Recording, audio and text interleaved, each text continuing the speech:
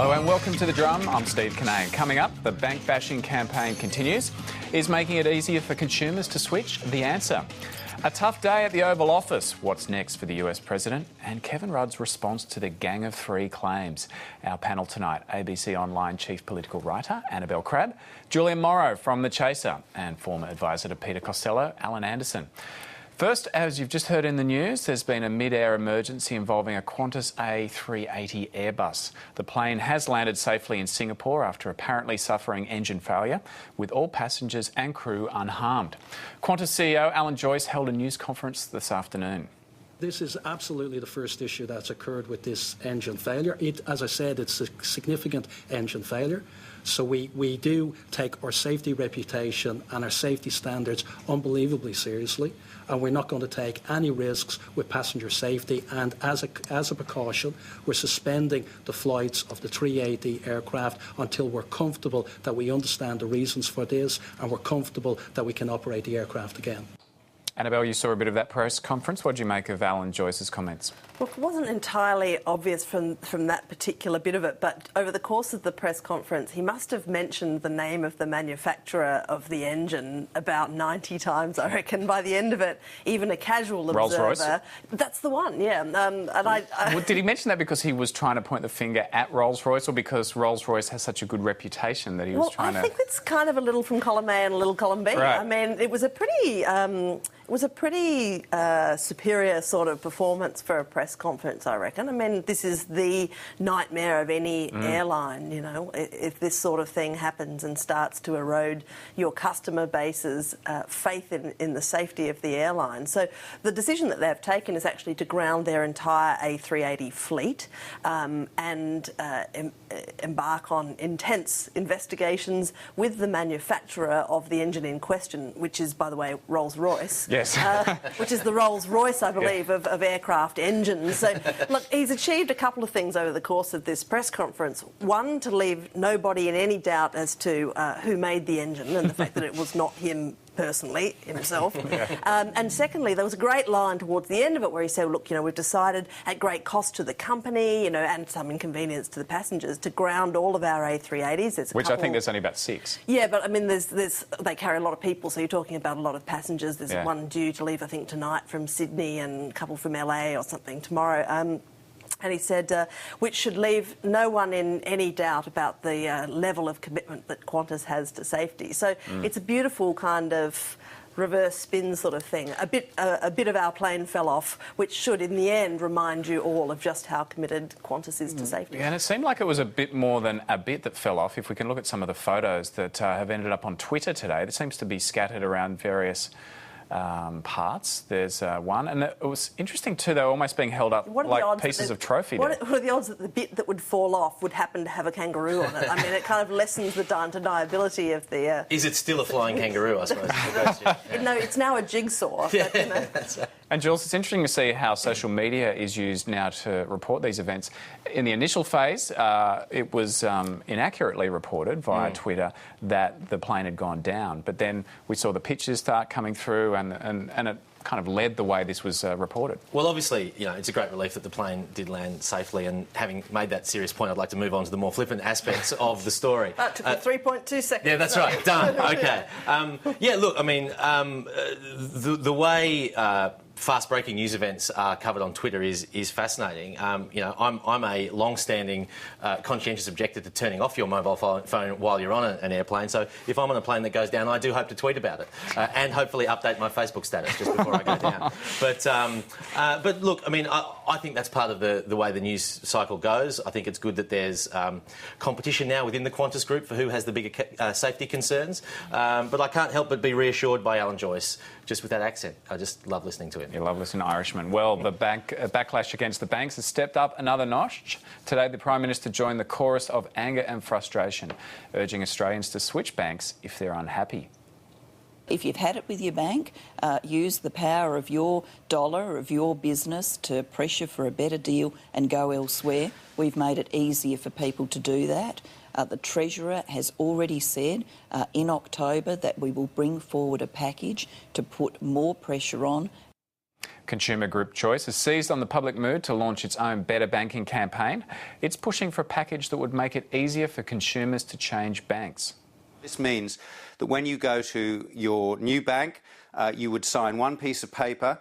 That means that that bank would have authority to go to your old bank, get all your details, direct debits, etc., and set the whole thing up. Now, this is a system that exists in the Netherlands. This really helps drive competition and switching. Meanwhile, Shadow Treasurer Joe Hockey is trying to steal a march on Labor, announcing his private member's bill on bank reforms will be introduced in the next sitting of Parliament. And that's before the government's package is due to be released. He says stopping bank switching fees isn't the answer. It's no use being able to get out of your mortgage without a fee if there's nothing to go to that is more competitive. It's also the case that you shouldn't be doing anything about bank exit fees if you're not going to do something about bank exit conditions. And it'd be ridiculous if the banks then went and imposed a 4-month warning device on a mortgage in the absence of an exit fee that makes it more difficult for people to change their mortgage. Alan, Joe Hockey's really taken the running on this one. He was being ridiculed at the beginning when he first came up. And by everyone on this panel. That was when he was talking about levers. Then he released a 9-point plan, and now it seems like there's at least a bit of depth to what he's saying. Yeah, look, I mean, if you want to ask whether this thing could possibly affect the interest rates of the banks, possibly at the margins, people might make decisions based on their legal advice that might be a tiny bit different for a short period of time. Is it going to affect the underlying economics of the industry? Well, no, it's not. But politically speaking, I think Joe has really turned this whole thing round, and he's gone from looking like a bit of a fool with his initial intervention to now looking quite credible and suggesting things that at least are on the right direction of promoting competition rather than regulation. And can I just say on a personal note, I mean, it couldn't happen to a nicer guy than Wayne Swan. I mean, here is this guy who, when I was last working in the government in 2007, was trying to beat us up over petrol prices and grocery prices and things he knew he had no control over. And I have to admit a certain personal schadenfreude in seeing Swanee getting a bit of his own medicine. Well, Annabel, two independents have questioned whether this will change anything, Joe Hockey's private member's bill, and because he wants to give the ACCC greater powers to deal with the idea of signalling interest rates going up. Now, Bob Catter says putting the ACCC leadership in charge of the Big Four is akin to putting my dog Eleanor in charge of my rump steak. I know. I love that detail about the dog's name. I had not hitherto been aware of the identity of Bob Catter's dog. I want to know what he calls his rump steak. Yeah. I had assumed, rather confidently, and as it turned out, justifiably, that he probably had a dog, but now I know what it's called. But look, there is a problem with those sort of rural independents in the ACCC. They're never huge fans. Bob Catter and competition policy are not happy bedfellows in any way. So that may have a bit of a slight handbrake effect on the triumph of Joe Hockey's House of Representatives mechanism. Look, what's sort of happening here this week is that the government and the opposition aren't really saying anything particularly different from each other. I mean, after a bit of sort of mutual ducking and weaving, they are now kind of saying the same thing. What can we do around the edges to kind of pick up competition, to make it easier for people to switch between banks and so on, but are definitely not going to re-regulate the industry or anything like that. We seem to have moved into a kind of like a meta debate, a political debate about whose idea it was first and who cares more and all that sort of thing. There was an interesting intervention today from Penny Wong, and I didn't hear all of it. She started talking about the potential for the government to use its own banking activity to provide incentive. I think that is a really interesting thing, and I also thought one of the interesting points in Joe Hockey's plan was the reference to David Murray talking about using Australia Post outlets as a way of making it easier for small financiers to access customers. And while I think massive re-regulation of the banks is clearly something that's not on the agenda, it does seem a little bit disingenuous when someone like Swanee says, consumers should use their power, but there's absolutely no response to what I think is quite a sensible suggestion from Choice to have a better regulatory framework that forces banks to make it easier for you to switch from one bank to the other. I think that's a sensible suggestion. Which really makes sense, and apparently there's something similar operating in the Netherlands at the moment. Yeah. But Joe Hockey also makes the point, well, what's the point in switching if there's no competition, if there's nowhere better to go? Well, they're not either ors, and that's absolutely right. Both things should happen. It's no secret that the major banks essentially build their businesses on retail inertia, on the fact that it's actually just too hard for us to be bothered to change our banks. I did it a few years ago, once. I probably am now getting screwed by my new provider, but it does take a lot of effort to actually transfer from one bank account to another. And I actually went into my old bank, and after sitting there for 30 minutes, I said, look, these are the terms and conditions that are on offer from your competitor. Will you match them? And I was told our policy is not to match better offers by other banks. So I'm not sure that pure consumer power is going to be enough to change these things, and I think that... And surely a member of the Chaser turning up to see a bank manager will terrify the bank right. manager into action. If that's not going to work, nothing will. Hot plants, I am one of the powerless many. One of the things that I think has been, although I think that on one level the political debate has been a bit facile, I do think that a lot of newspapers today ran sort of step-by-step features on how you go about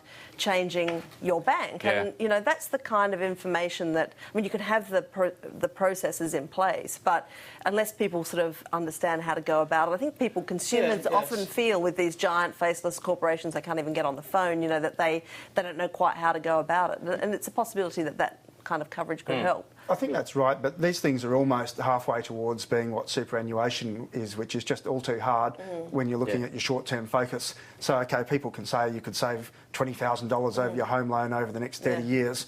Well, yeah, but, I'm busy today. I can't be bothered. That's exactly what it is. This beer and why is the coalition taking on the banks? I mean, traditionally, the coalition are friends with big business. Yeah, it's a really interesting point, which I've raised with people previously, in fact, following the last election. Big business, in many cases, is now not prepared to donate preferentially to the Liberal Party as it used to. The Liberal Party suffers a serious funding disadvantage against the Labor Party, which has obviously the union movement donations. And most big corporates now have policies of either not donating at all or of donating equal amounts to both parties. So I think what's happening here, in a sense, is that the Liberal Party is on the right track. I mean, we should be friends of the free market. That doesn't mean being friends of big business. And if big business is no longer a key supporter of the Liberal Party... Does that mean the banks should start donating? I'm not suggesting that they should, but I'm suggesting that it's a natural consequence of not donating, that if they expected some kind of residual corporate loyalty from a party that once might have had greater affinity with them, then all of that is gone. So you're saying that back in the days when the donations were flowing, that actually influenced Liberal Party policy? I didn't work in the party then. I have no idea. I imagine that union donations influence Labor Party policy. Yeah, I agree. I just no one ever admits to it. It's refreshing to see somebody... Well, I haven't... Well, people wouldn't...